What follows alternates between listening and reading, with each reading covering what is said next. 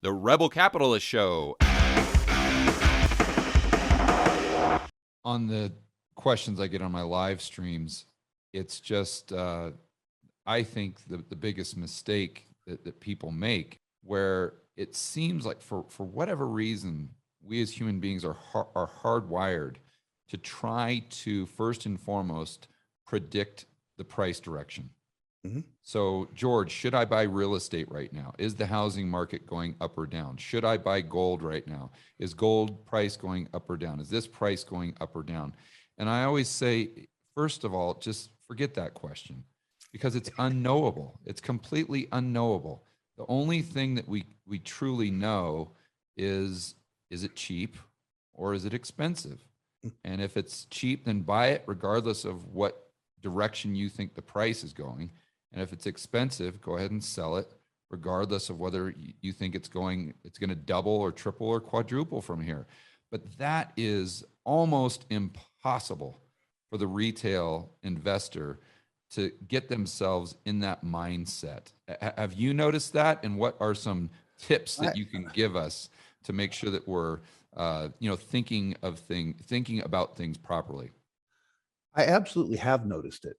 And I've spent 35 years doing interviews like this, trying to combat it with, I'm embarrassed to say, limited success. Yeah. And I'm not sure really why that is. My suspicion is that unlike you and I, most of your listeners and most of my former clients have lives, which is to say they think about their family, they think about their jobs, they think about baseball, they think about movies. Not me so much. I think about the process of investing. My vocation is my avocation. And so what's completely clear to me is completely clear to me for several reasons. One, pardon my jocular English, but getting my ass kicked as a young man before I learned those lessons. I certainly learned a lot about that.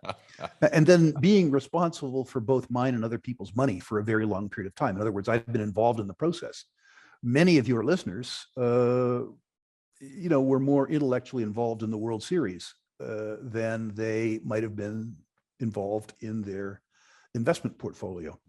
And, we're asking a lot of people, we are asking people to take ownership of their financial future. Most people would prefer that other people took ownership of their financial future. They'd like the government to take ownership of their financial future.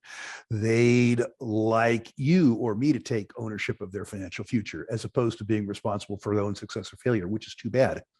And we're asking people too to do work, which most people would prefer not to do. Price information is easy to get. You pull the stock up on the computer.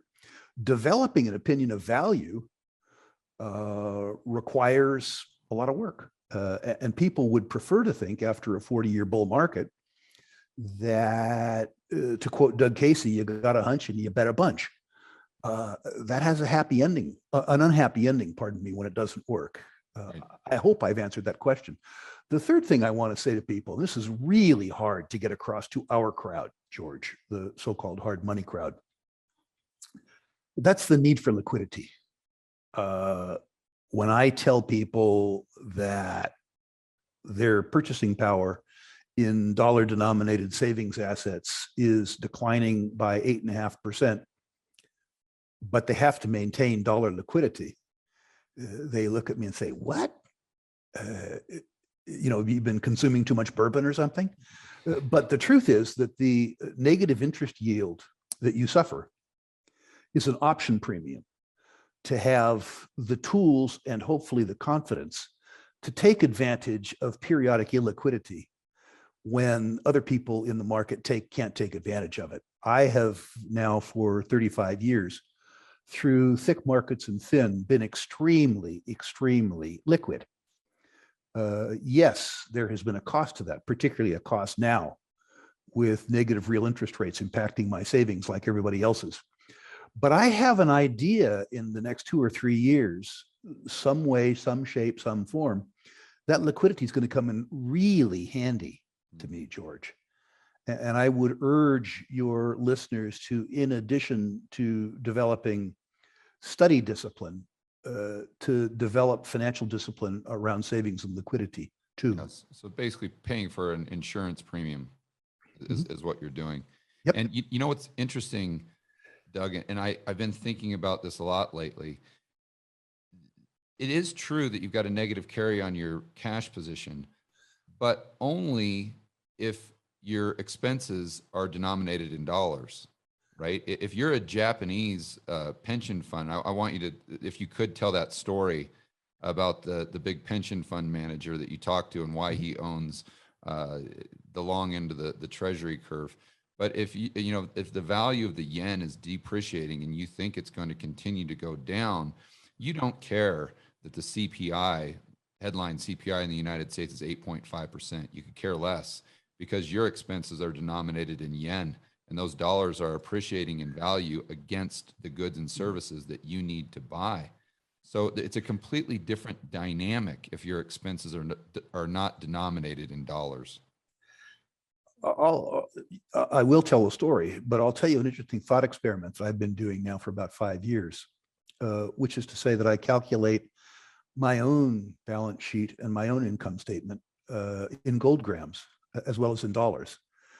And if you think about US dollars in gold terms rather than gold in US dollar terms, or you think about opportunity cost in gold terms, or if you think about consumer goods in gold terms or your savings in gold terms, I think it gives you a broader perspective about your relationship with all fiat currencies. The idea of the golden constant, I think, should be applied to personal finance too. The point that you make, which is to say that despite all the flaws in the US dollar, it's the best floating abstraction in the world, is important. Doug Casey, I think, brilliantly points out that the US dollar, for all its faults, is the prettiest mare at the slaughterhouse. Right. And the story that I'm about to tell might illustrate that. Some 10 years ago, and I don't want to name the country, I had the occasion to visit with a portfolio manager for a very, very, very large government-sponsored pension and savings scheme. And while I was looking at their statement of assets, I saw a very large concentration in US Treasury securities. And as I came to know this portfolio manager, he'd been asking me questions for about 2 hours. I thought it was okay if I asked him some. I said, I'm, as an American citizen, I'm very flattered with the fact that you own lots of US dollars. I mean, it seems to me like you guys ship us all kinds of cool stuff, steel, boats, cars, computers, and we send you back promises printed on pieces of paper. To me, this is a really cool deal. I'm just not sure how well it works out for you. And he sort of chuckled. And so, I kept going on this. I said, if you looked at the United States as a private credit, if you looked at our balance sheet and our income statement, the US Treasury at this interest rate would seem to me to be a lie. And at that point in time, he looked at me and smiled and says, Mr. Rule, what you say, of course, is very true, but yours is a deep and liquid lie, unlike all of the other lies that I hear as an investor. And I said, does that mean that you trust us? He said, oh, no, but we trust you more than we trust each other. and I think I think that's a very, very interesting circumstance. I'm delighted for the citizens of this particular country that this particular portfolio manager has been a fairly aggressive deleverager, which is to say that the composition of that portfolio is now much less debt oriented. Still, in terms of the long bonds that they hold, the predominant bond is US bond, which relative to other government securities, which he could have owned, I mean, it's been a good decision. Yeah. And if we go into a recession, he could even have more capital gains on that. Absolutely. And, in truth, 10 years ago, I could have been a little more easily critical of the way that he was doing his job.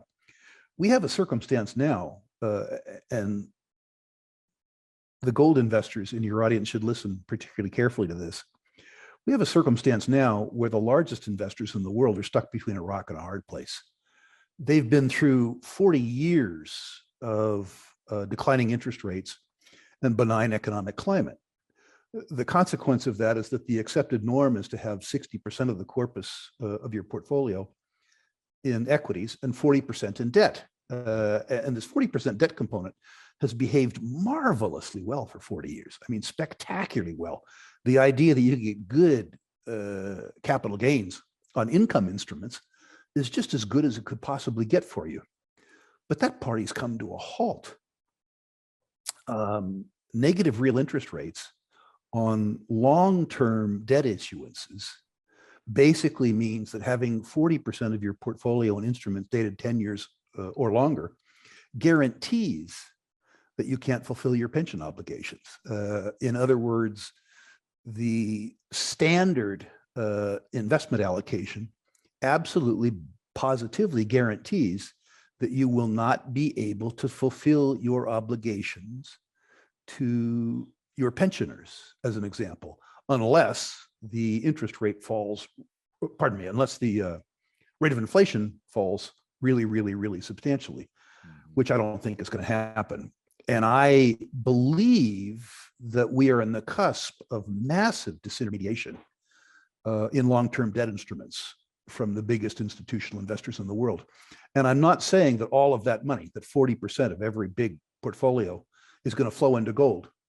What I'm suggesting is that some of the money that has to come out of those bonds because of inflation will flow into instruments that have a millennium-long track record for guarding against the depreciation of purchasing power through inflation, which is one of the reasons why I feel so good about my precious metals portfolio.